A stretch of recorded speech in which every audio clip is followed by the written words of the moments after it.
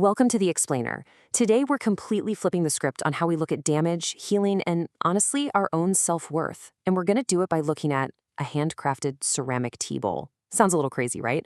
But stick with me. We are deconstructing the incredibly profound philosophy of Kintsugi, the art of golden resilience.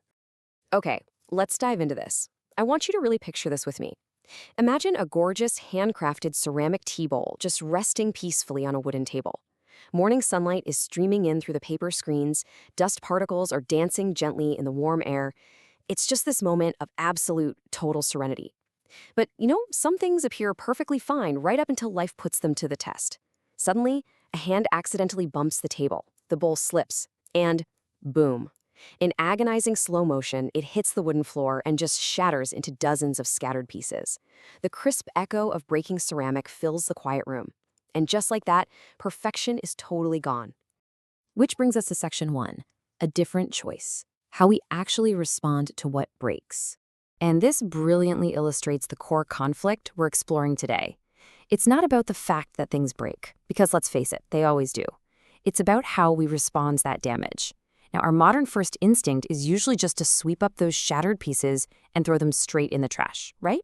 We see the brokenness as a total, unrecoverable loss. But an ancient Japanese philosophy takes a vastly different approach. They choose restoration over replacement.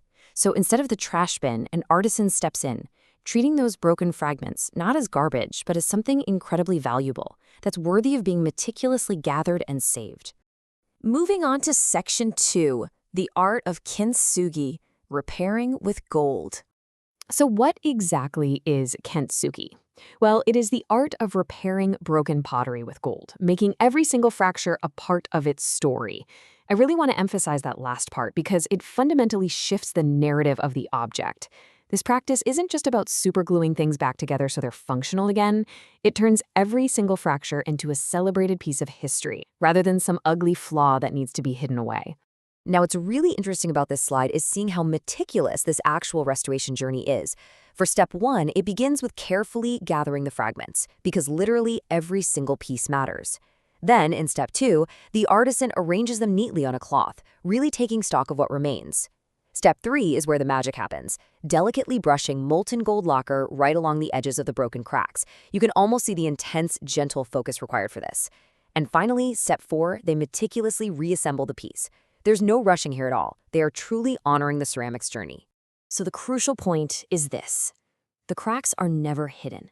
They are celebrated, turning damage into pure beauty.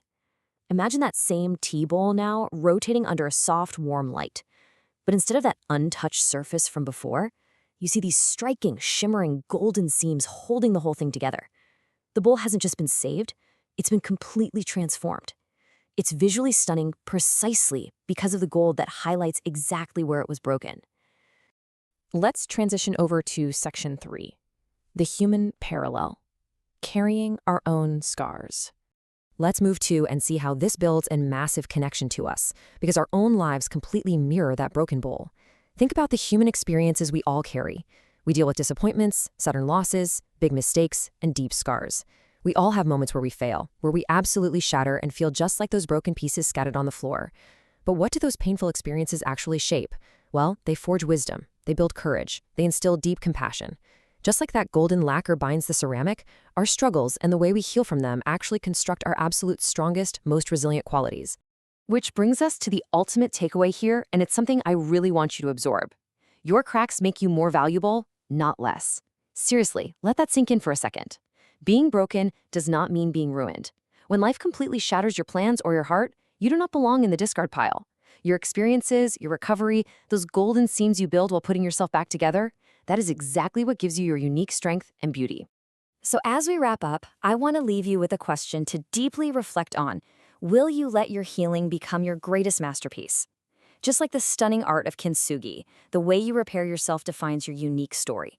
Don't hide your cracks. Celebrate your golden resilience. Thank you so much for joining me for this explainer. Keep learning, keep growing, and I'll see you next time.